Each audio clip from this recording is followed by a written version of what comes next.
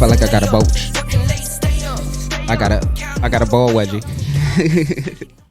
going on. You gotta wear it. So are you done? Are you finished with work? What's going on with you? Man, it's never finished. It's never finished, huh? You had me waiting here 45 minutes till you make these contracts. And it's called Spanish time. Spanish time, right? We're never on time. Never on time, bro. You know that. Yeah. You know that. We learned that from Queen Hernandez over there in the other room. Yeah. But you know what? We make it there. It's just never on time. Yeah. And that's the point. You have to be courteous to our time.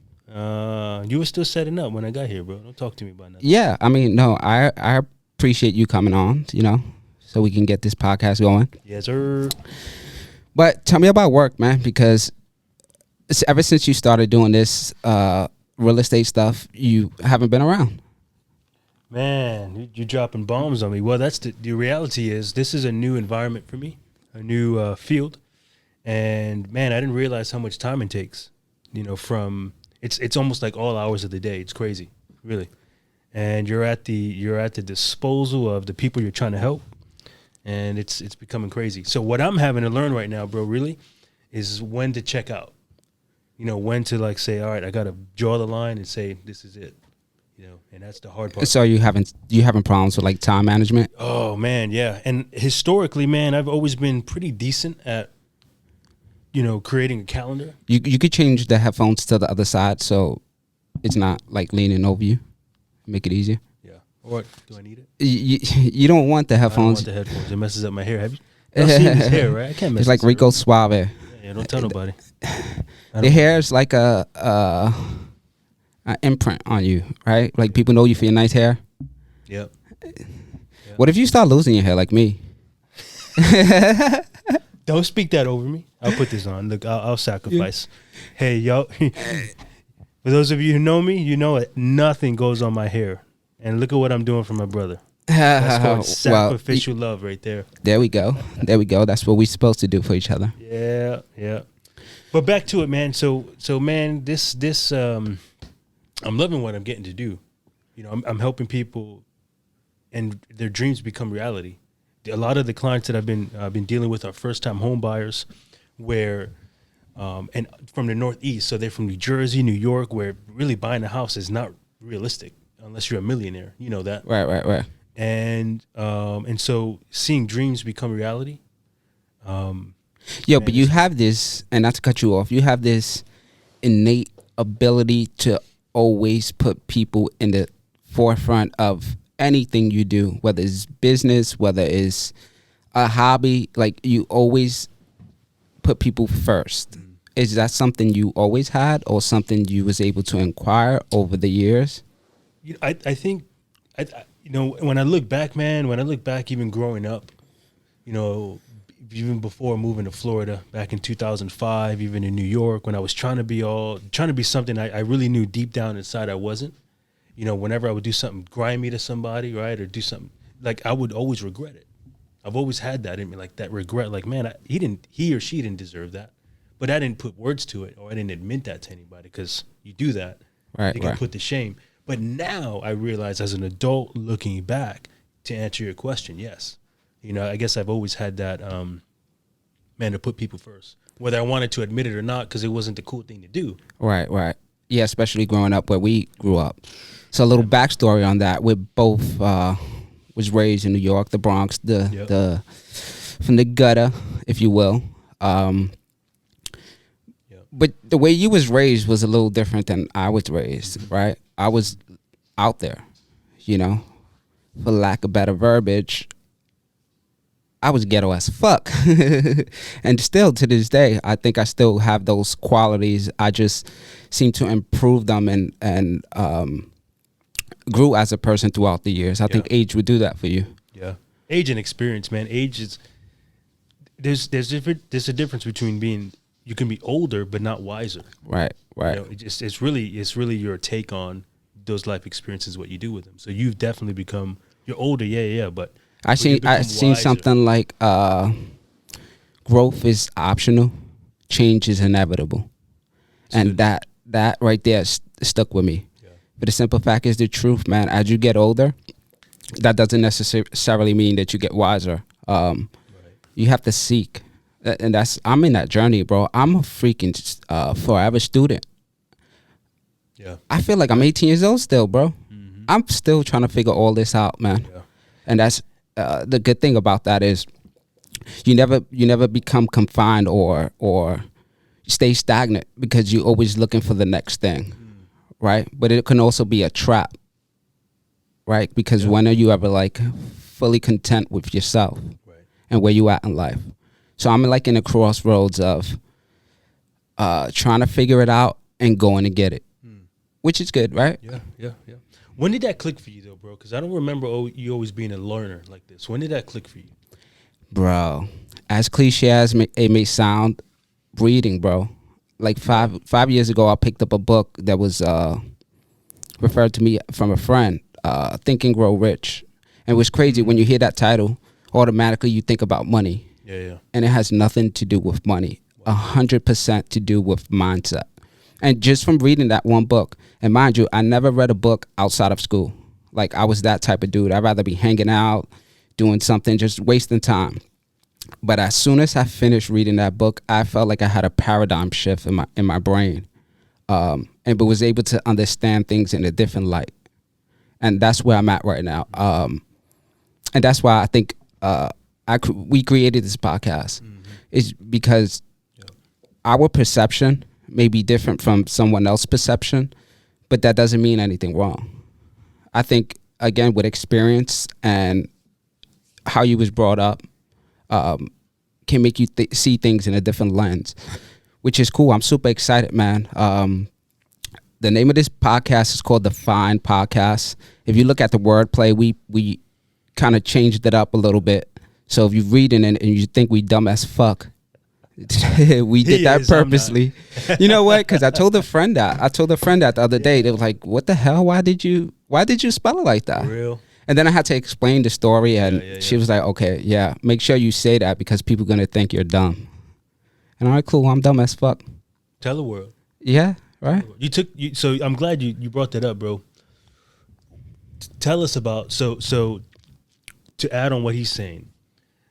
Deafine podcast, really the heart, and I love this. He came up with this a few years ago. We started talking about this and this Deafine brand and wordplay, but there's moments in all of our lives that define us, right? So him, that 5 years ago, picking up that book, that was a defining moment. It was absolutely of like this unleashing of, I desire to learn. I want to learn this hunger. You want to tell us about your defining moment as a 10-year-old, 11-year-old? Right, yeah.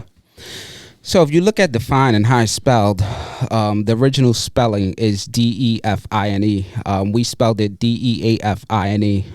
If you break that down, the first word you can see in there is deaf. Right. Fortunately for me, I became deaf when I was 10, 11 years old. And it was the greatest thing that ever happened to me.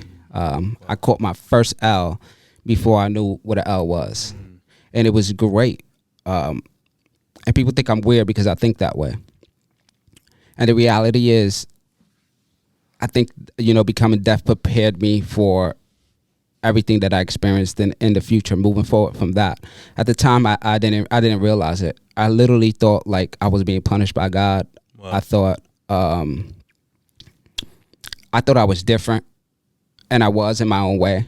I just couldn't grasp, especially growing up where we grew up from. When we was going to school, it was 20, 30 kids in the classroom. Right. And when you're like in special ed and stuff like that, it's more confined. You have 6, 7 kids, and you was looked upon differently. You were labeled. You was labeled automatically. Yeah, you were an outcast. Exactly. I remember vividly, bro. So I never wanted to be that way. I never wanted to be the outcast. And as I grew older, I realized that everything happens for a reason. It's cliche, and you hear people say that all the time. They use that term loosely, right. But it's the truth, bro. If you can go back and actually think about your life, your thoughts, your actions, everything that you ever done has led you to where you are right now, to where you're listening to this podcast or watching it on YouTube. And by the way, I live on YouTube. Everything I learned, I created a whole business, and Oh, I can't wait to talk about that, bro. Yeah, I created It's a whole incredible. business just studying on YouTube, bro. No mentors, no people around. I moved to a new city where it's much smaller than what I was used to, and I just did the work, man. Yeah. I just did the work, and I continue to, put in that work, as well as you. I'm like super excited for your journey, because I've been kicking your ass for years. Like, bro, you have this ability that it's like a talent. Like, you're a magnet to people, and in a good way, right? You attract quality people, and it's hard to do that. I feel like I'm attracting the opposite. It's all about the hairstyle.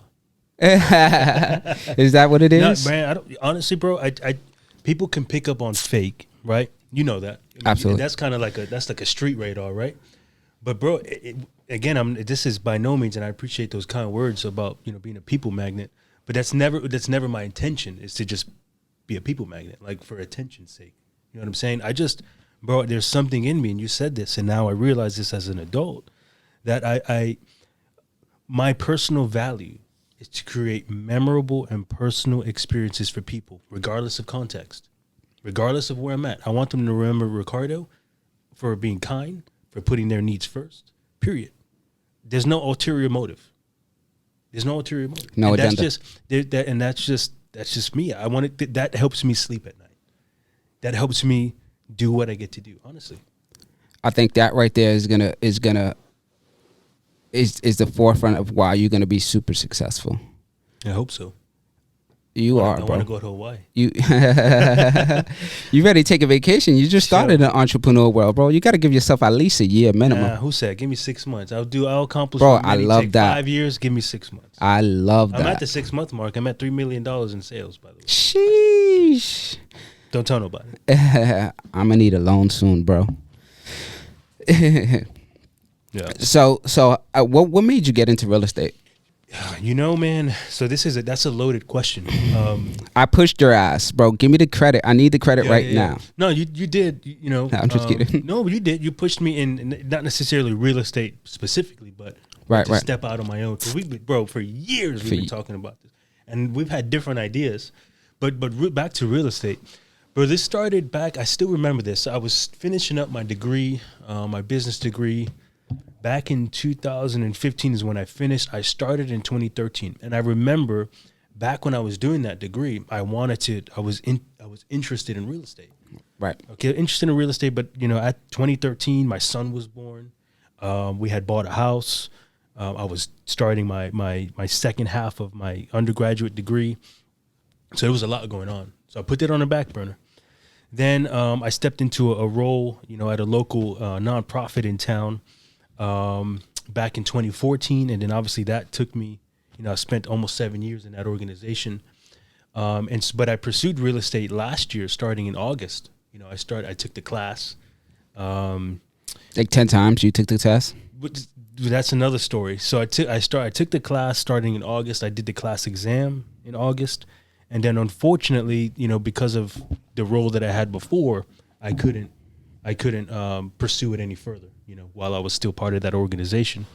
So, long story short, man, I parted ways with that organization, which I love, by the way, still do. And in March, I got licensed after not quite 10. I think it was 6. Oh, damn. It was 6 tries. I took the state exam to be licensed here in Florida, and finally I did it. And but I didn't step into it, bro. You know this. I didn't step into real estate really at all until May. I made the decision to step away from a full-time, pretty good, corporation, and just dove right into to real estate in May 14th. I still remember it. Day after my birthday is when I stepped in full swing. So I want to understand your mindset. Yeah. What was that like, taking that leap of faith of not going to corporate America? Because you were big on that. Oh, yeah. You big on security. You have a family. You have a home. Yep. And you need that stability. I get it. And I always used to talk shit about you not taking risks. Like, I've always would say that you don't take risks. You don't take risks. But in retrospective, you did. You got you got married at a young age. You bought a house at a young age. Yeah. You went through some trials and tribulations just like everyone else. But you still decided to push the envelope forward, and here you are as a real estate agent. It took us about an hour. You was sitting here for us to get into this podcast because you picking up phone calls, you sending contracts, and I'm like, bro, you make me feel like I'm not doing enough. You're doing plenty, just different. Just different, right? Just different. And I think that's the basis of this podcast, is right. Yo, even though you my brother, this is my younger brother, blood brother. We are different in so many ways. We have different perspectives, but we always pushing each other and always trying to get one another to see our perspective.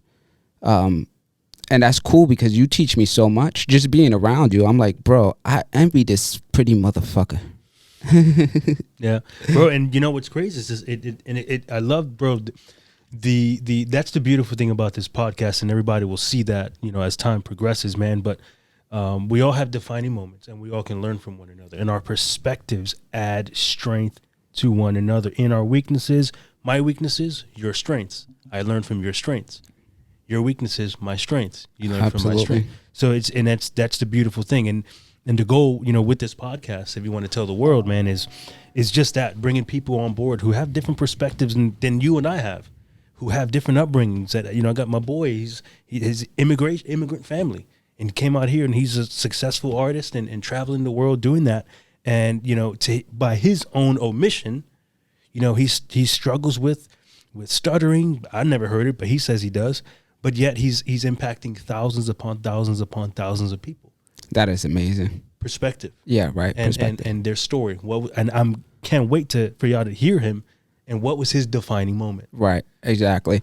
And you know what? Even talking about that, he has some like crazy songs. He speaks in front of hundreds and thousands of people, and he stutters. That's what he said. I don't hear it, but yo, it's a good thing because he doesn't let it define who he is. That's good. Right? You take that disability and you make it your ability to go harder in whatever field you in. That's all it is. I'm just a dude that can't hear. What makes me different? Wow. What makes me different? I'm no different. I still do the same thing. I had a kid when I was 16 years old. I've been a single parent for years. No help. Wow. I've been doing that on my own. And I take pride in that because now I can understand what mom went through, you know, being a single mom, bro. That shit I've done a lot of things in my life, but the hardest thing that I'm still dealing with is raising a child, bro, because they become their own human. They have their own brain, and you try to get them, you kind of project yourself upon your kids, and you want them to avoid these pit stops and mistakes and downfalls and stuff like that. But at the end of the day, they're human, bro. Yeah. And then, you know, their environment allows them to create a different perspective. And if it doesn't align with what you have going on, bro, it's difficult. It's the most challenging thing in the world, bro. So when I started my business under the Deafine brand, it was challenging because I was leaving the corporate world and going into entrepreneurship. And bro, since the beginning, since I first started, I was going through so much stuff. But bro, not one time have I complained, because we often hear these success stories, and I love them. But what I love the most is the journey, bro. Yeah. I am infatuated with people's story and their ability to overcome the obstacles and adversity they face in life. Oh my God, bro. That's what drives me. Bro, if I'm not working, spending time with family, or doing anything, I'm on YouTube. I'm listening to stories. I'm watching podcasts all day. I thrive, bro. Like, podcast has changed my life. And this is kind of the reason why we're doing this now, bro, because I'm sure we can give some value to people. I like to turn up. I like to have a good time. You too. I call Ricardo sometimes corporate Ricardo, a.k.a. stripper Ricardo, a.k.a. Richie Rich. And he has his moments. He one day he could be corporate Ricardo. Yeah. The next day he can have a little some booze and feel like a stripper from Magic Mike. All for wifey. You got to keep her happy. Nah, but that's good. Your wife understands. She looks at you like you're a moron sometimes. Oh yeah, you know, and I love it. That's part of it. Right. You know what's funny? You know what's funny? I'm glad you said that. It just reminded me of something she just said to me. We were having dinner the other night. And so back in high school, my wife and I, man, we got quite the story. We met in 2005. right? She moved from Puerto Rico. I moved from New York to Ocala, and then we go to a school called Denellen.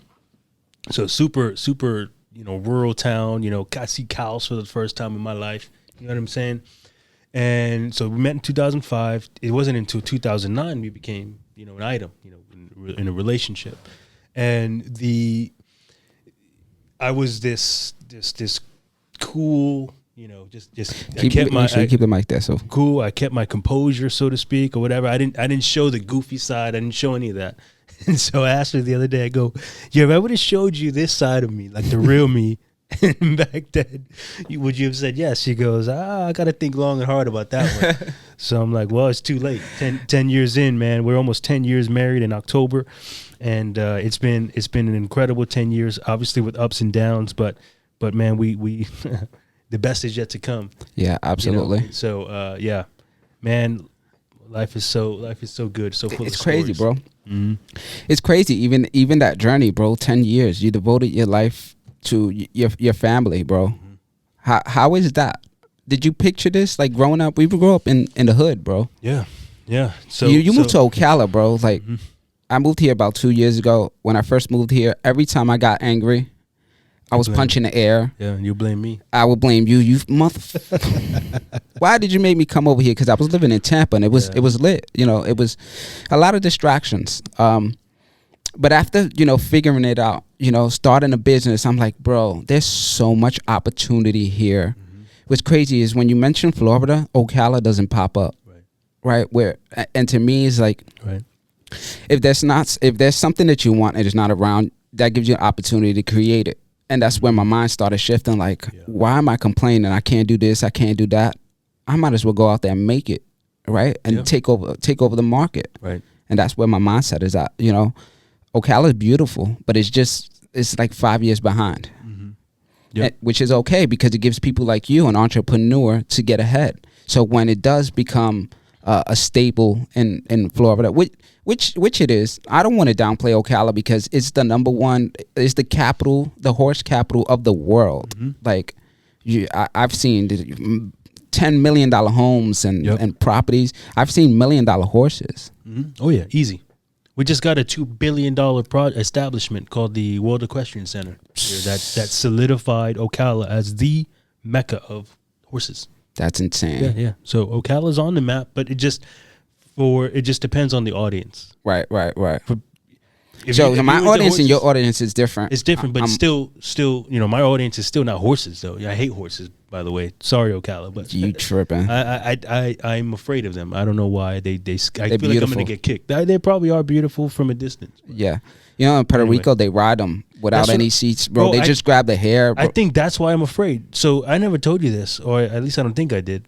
When I went to Puerto Rico, I visited my sister. Remember when Aisha was out in PR? She lived there, I don't know, 15 years ago. So. Every other year. That's a good point. That's a good point. Anyway, I went out there. I was probably 12, 13 years old.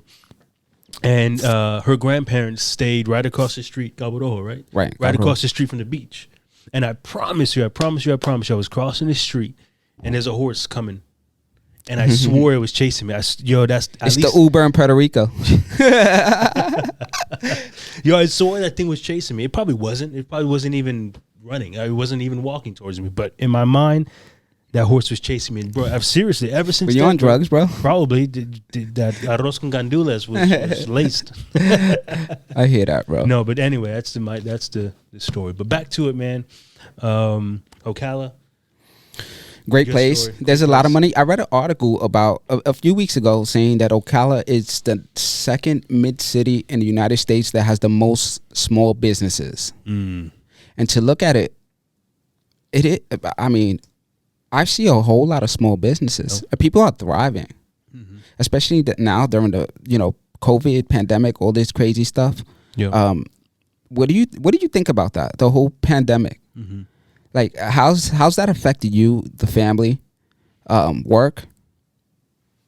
It affected us, especially in the beginning. That isolation is hard for everyone, man, and that's kind of been I think the biggest issue for the majority of the population is that we're being forced to isolate for good reason. I understand, as far as health and all of that.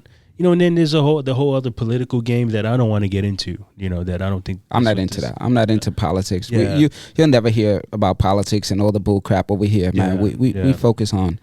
Yeah, there's just it's too much division, man. Anyway, all that to say, so isolation, that was the big thing, and then also being aware that in Ocala, the typical population is a little bit older in age, and so they're more high risk. So isolation, and then when we desire to go out and do things, but also keep it in mind the health and safety of others, that's been the hardest thing. But in terms of because you're a people person. You thrive around groups and stuff like that. Mm-hmm. So when you take that away, you take away one of the sources of fuel, so to speak. You know what I mean? So obviously. That's hard. And if you're watching or listening and you're an extrovert, you know exactly what I'm talking about. If you're an introvert, and that's me, bro. And it's not that I don't like to be around people. I love it. I thrive around being around people. But I think I get my best ideas and I recharge being alone. Right, my alone time is my recharge. It's like an outlet. I get to read, I get to watch podcasts, I get to see what's going on in the internet and kind of filter out the bullshit and, put some good thoughts in my mind. Right. Yeah. So man, that's the big deal. So tell us more. You were going on to the story of Ocala, 2 years ago, you started. Oh man. Yeah, man. I was, it's because I guess one, I was alone. I didn't know anyone here. Which was a good problem. It got me to start all over and find a new group of people. Two, things weren't accessible like bigger cities. Right. Like I lived in Tampa for a few years, and if I wanted to go do something, it was right up the block. Yeah. Things don't close at 11 o'clock. 10, right? So it was that. It was me trying to run back to my comfort zone because I built something over there in Tampa. And was comfortable with that. I didn't need to move out here, right? But it just so happened you've been forcing me. You've been trying to instill and beat me up with moving here to Ocala. Right. And I figured it was just me and Jaden, which is my son. And I wanted to be around family. I'm like, bro, we spend the holidays alone. We do everything alone, which was cool. Was fun. It was fun. We had a whole bunch of fun. I met some people over there that are like family, bro. Like family. And it was a learning experience. Then coming over here, I'm like, bro, I got to do something. And I came with the intention to do something, right? Yeah. But I let life get in the way for a whole year. I partied and met people. And I was kind of postponing my original plan of coming over here and building a business and stuff like that. But during the pandemic, things kind of shifted, right? My back was against the wall, and not even financially, because I was good. But then again, I wasn't, right? Because ever since I got my first job when I was 16, not 17. And I knew immediately that I didn't want to work for someone. That struck me. Like, I don't want to be the guy, calling my boss daddy. Because that's how I feel. Like, you have to ask someone to take a break, to use the bathroom. You can't be on your phone, which is good, man. You have a job, you love what you do. Right. Salute to you. I'm not taking that from anybody. But I feel like my purpose here is to create. And I have this weird infatuation with putting myself in uncomfortable situations. Starting a business is the most uncomfortable situation because you just never know how it's gonna go, right? And then look what we're doing now. Right.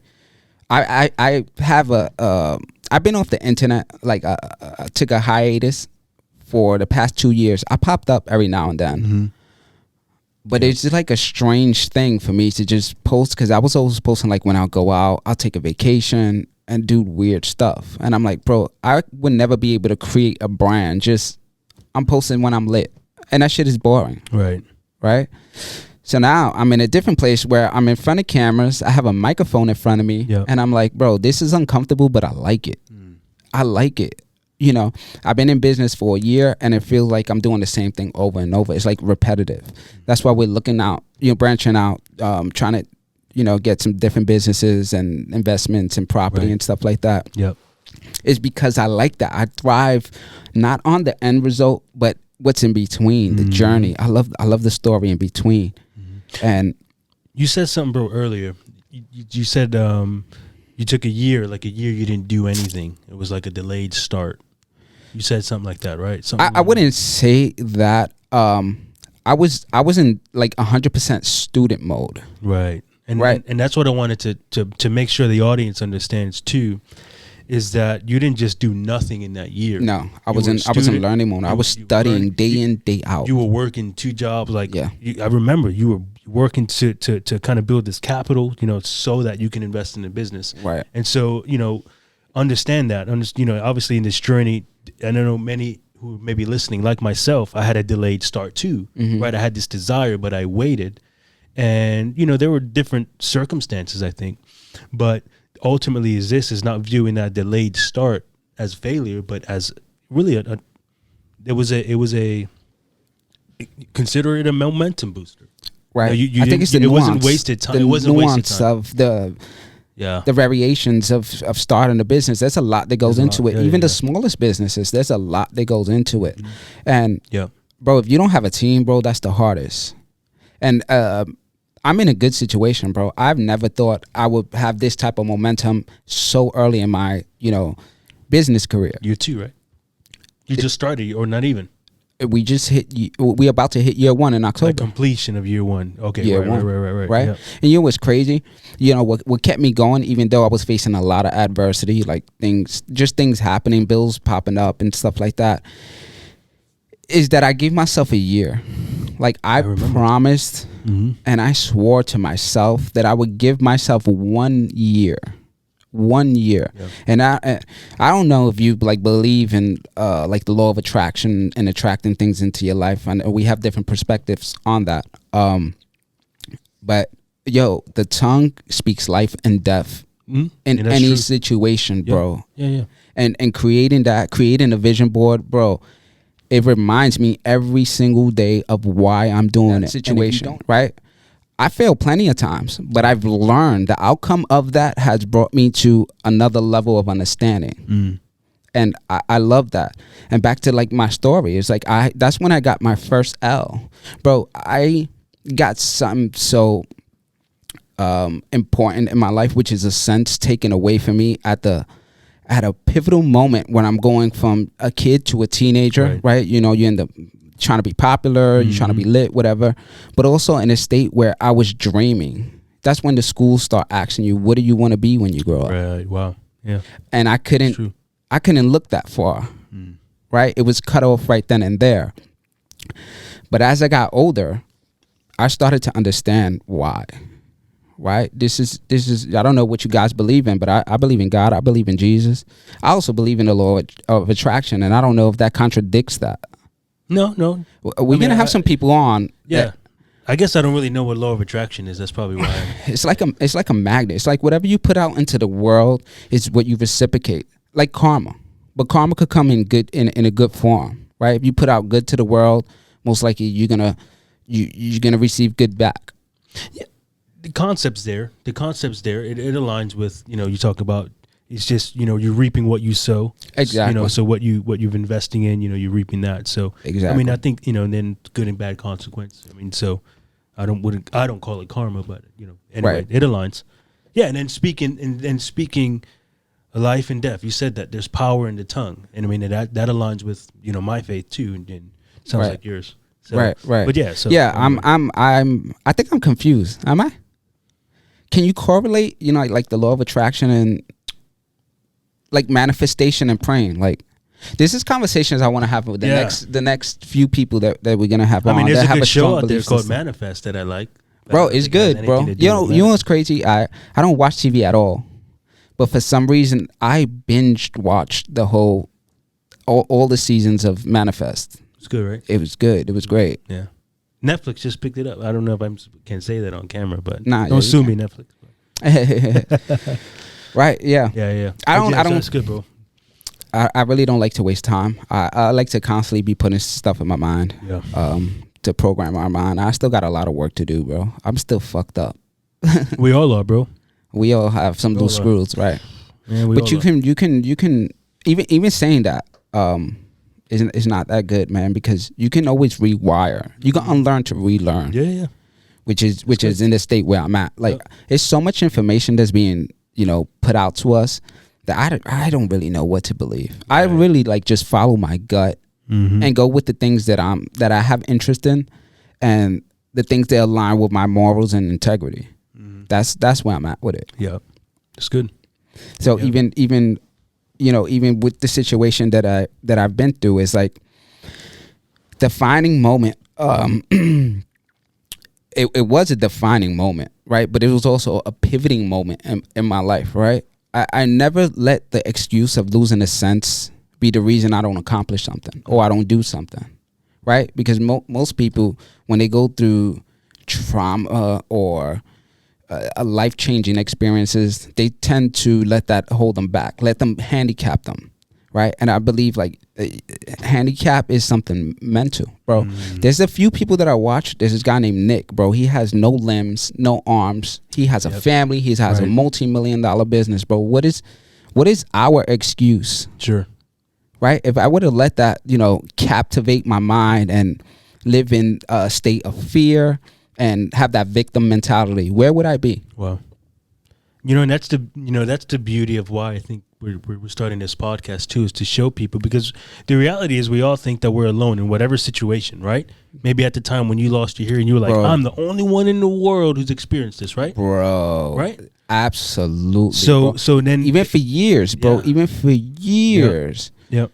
Until I met someone that had the same exact experience that I had, bro. And I seen them like there was a light over his head. Like, wow. Bro, I was just hearing him speak, and I was, bro, this guy's like my brother now. It's crazy how the world works. And we'll have him on a podcast so he can share his story. But that was like another defining moment to actually see someone that experienced the things that I was. Yeah.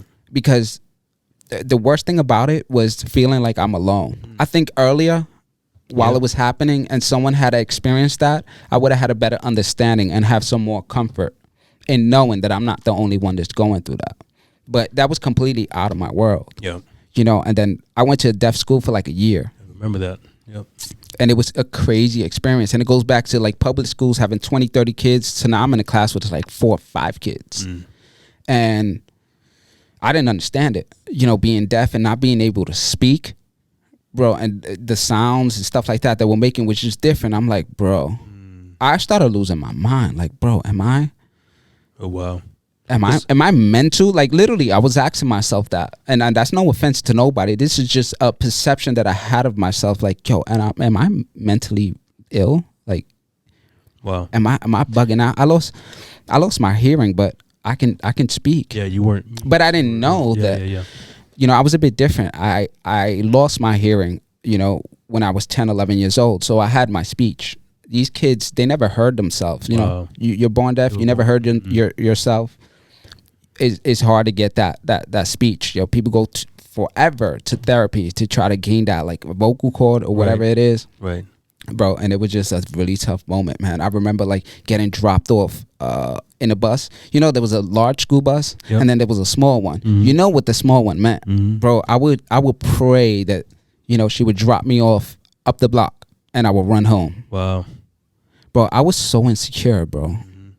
I was so insecure. Wow, it's crazy how I am now because I'm so comfortable in my own skin. Like, so I think hopefully I'm not getting the timeline mixed up, bro. But I remember when you finally tell us about from 10 and 11 insecure all the way until when, and I think I know the timeline of when you finally said I'm done being ashamed of this or embarrassed of this, and I'm gonna embrace it. When was that?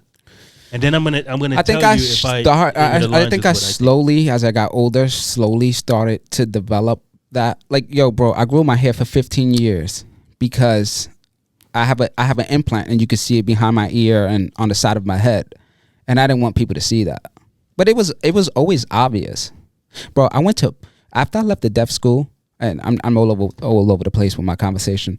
After I was in a deaf school for about a year, and I was like, bro, I want to go to real school. I want to experience that. I don't want to be different. I would just deal with the consequences of not hearing the teacher or whatever the case may be, bro. In order for me to go to school, public school, I was so insecure that we went to the Board of Ed to tell them that the only way I can go to school is if I wear a hat.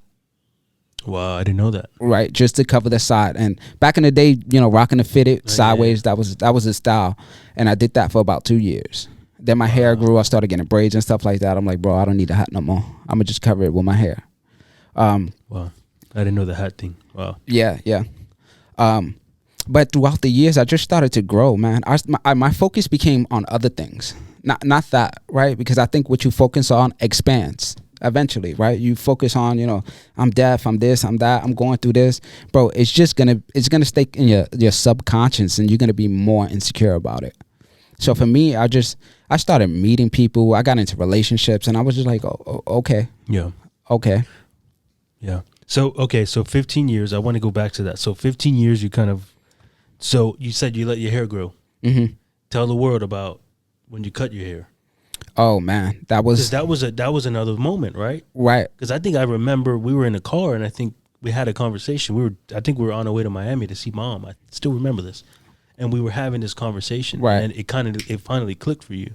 Yeah, I think I remember this, where, you know, that hair turned into representing like almost a shield, a wall, and then like shame almost, and right. then cutting it was representative of freedom, bro. Breaking out of them shackles, man, of my own insecurities and my own imperfections, and now I embrace it, bro. Yeah, it's a beautiful thing, bro. It makes my hair stand, bro.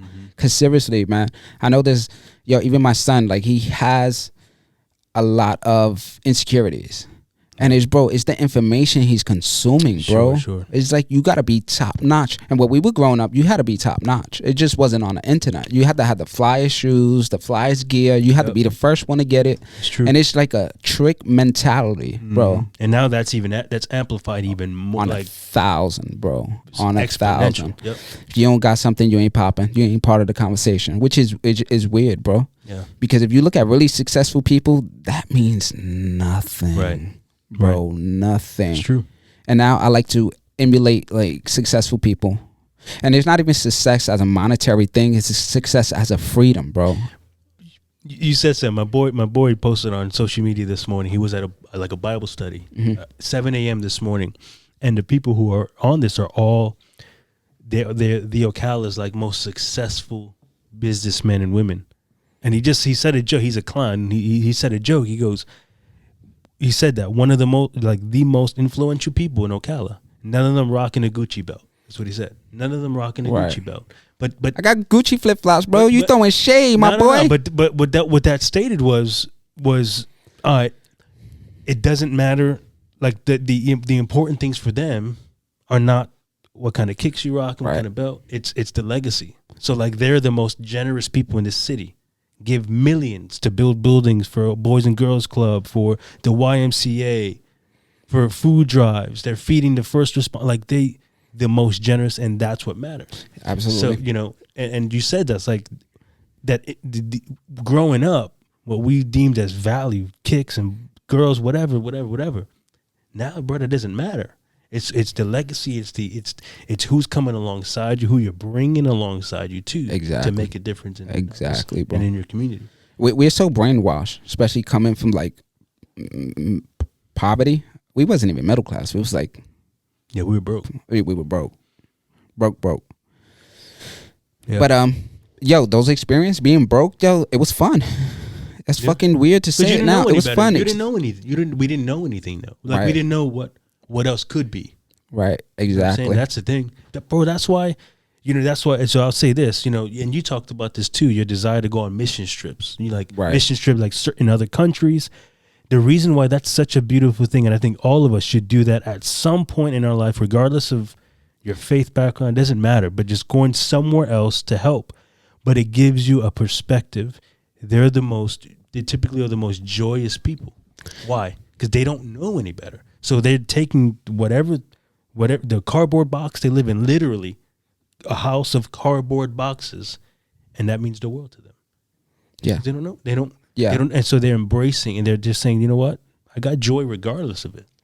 So for all of us, it's taken regardless of your scenario and your perspective on it, and is viewing it as an opportunity. Absolutely. And being grateful. And I think that's a big one too. Right. Gratitude. The sense of gratitude. Bro, I don't know if this is normal, but I pray, and when I pray, I don't ask for anything. I'm just thankful. I'm thankful for everything. Even when I feel like I'm at my lowest, I'm thankful, bro. Even to acknowledge that, I have the awareness to understand that I'm going through something. Yeah. Bro, you gotta go through stuff, bro. And it's crazy you mentioned that, because I went to church last Sunday, and the pastor Charles, Yeah. he was talking about going to Africa for 2 years, and how he was building like schools, and he built a restroom, and one day he was going to the school wherever it was, and he showed up and there was shit all over the bathroom. Yep. Bro, Everyone, and he was pissed. Yeah. He was pissed. He was pissed off, and he was like, "Man, this is nasty. We're trying to do a good deed, so on and so on." And he wound up leaving. He's like, "Man, you guys got to clean that up. I'll come back." Right. And then as he left, he was driving. He had something like an epiphany, right? Realization that he was meant to go to Africa for more than what he planned out, right? Yeah. Him going back, he wound up cleaning it and stuff like that. Yeah. So he went. So 1 second. So my point across is like, he didn't understand that these people didn't know that a restroom is to use the bathroom, right? So they seen fresh water, right, for the first time or whatever. They wanted to preserve the fresh water. So what they would do is use the bathroom on the floor in the corner and clean their hands with the toilet water. Yep. Bro, crazy. That story stood with me, bro, and I'm like, yo, I definitely want to talk about that. And for him to go back, being that he didn't have to, it was a mission trip, right? That was his job, so to speak. He went to Africa and lived there for years to serve those communities, to build and to do that. And so his point too in that was saying, like, God really reminded him, I didn't go over there to be served. I didn't go over there so that the people of Africa can serve me. I went over there so that I can serve them. And that's what made a difference too. You know what I'm saying? Yeah. That is insane. Yo, it's good to travel for that, because you get to look at your own story and what you're going through in life, and you be like, yo, I'm a freaking bitch. Yeah. What I'm going through is nothing compared, bro.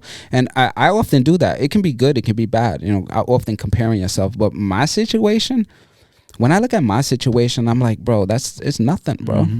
It's nothing. And I still go through trials and tribulations hearing, especially with like this COVID. It's been like one of the toughest and challenging times, because people are wearing masks. Right. And if I can't hear you, I'm often looking at, your facial expressions and your lips to read your lips. Wow. I didn't yeah, bro. And I have a couple of friends who are hard of hearing and deaf, and like, yo, this is like the worst time ever. And yo, people get frustrated.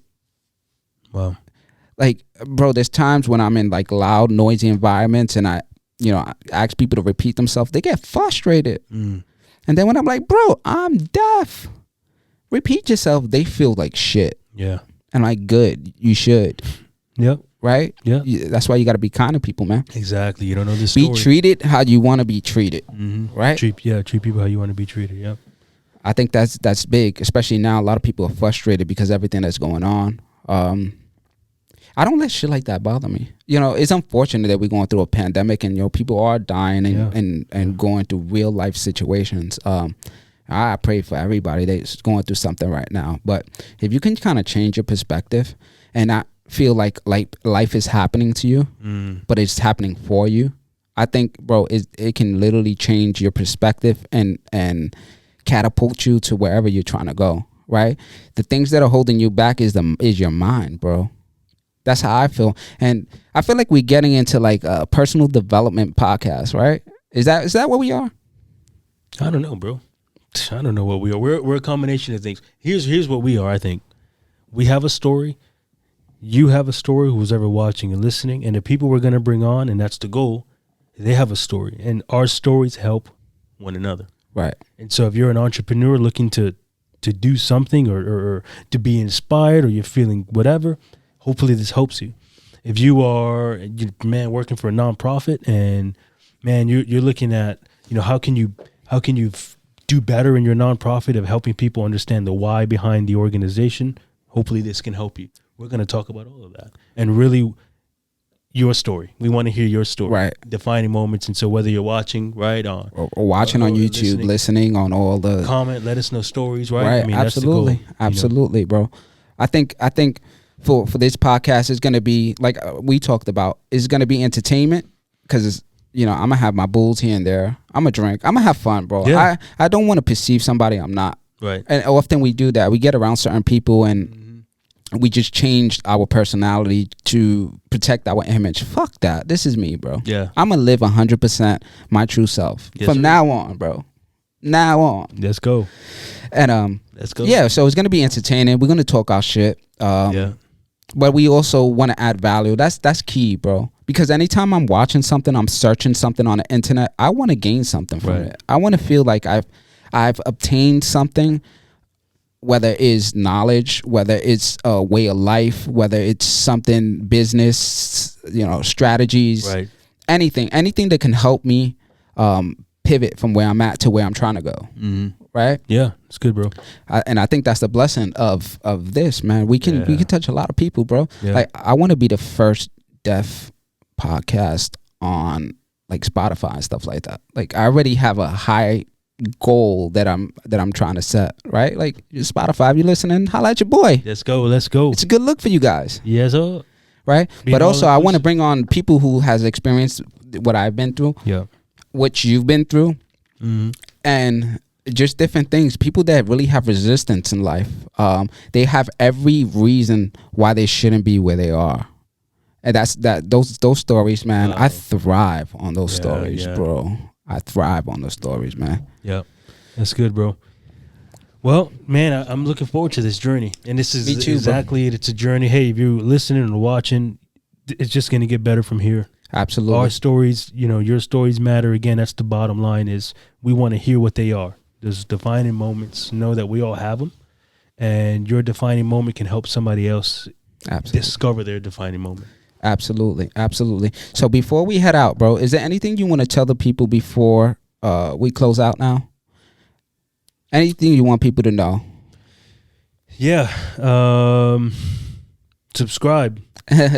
Subscribe, of course. I'm gonna end off with that. But any business plugs you wanna put in before? Hey, if you're looking to buy or sell a house in Central Florida, hit up your boy. I'm the guy. Know this. And anything I do, I really try to do with integrity and with your best interest in mind. And if you're just looking for a connection and what to do in Central Florida, hit us up. Absolutely. Again, regardless, we love relationships. We love friendships. And so we're hoping to further expand on that. Absolutely. Yep. Well, thank you guys for listening. If you can, please hit the subscribe button. We're gonna grow. We're gonna try to put an episode out at least every week. I'm doing all this by myself. This guy has not helped, not one bit. He just here looking pretty. Just my pretty face is all that matters. Right? Man, he's gonna sell. I'm gonna sell. Right. So you can follow us on Instagram at Deafine Podcast.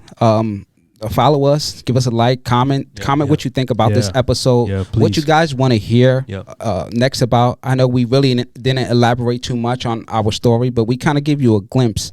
Again, this podcast, I don't want to make it about me. I don't want to make it about you. I want to make it about the people that come here. Right. We definitely want to shine the light on them and spread their story, man. Yeah, because people's stories and it was fascinating to see people, get from where they were to where they are now. So again, subscribe, give us a like, give us a comment, man. I'm responding to every comment that I see on social media, on YouTube. I think we're gonna be on Spotify and iTunes as well, so you can listen on there too. So, all right, we closing out, boy. Thanks for listening. Thanks for watching, and hey, we'll see y'all soon. Gonna be dope. We out.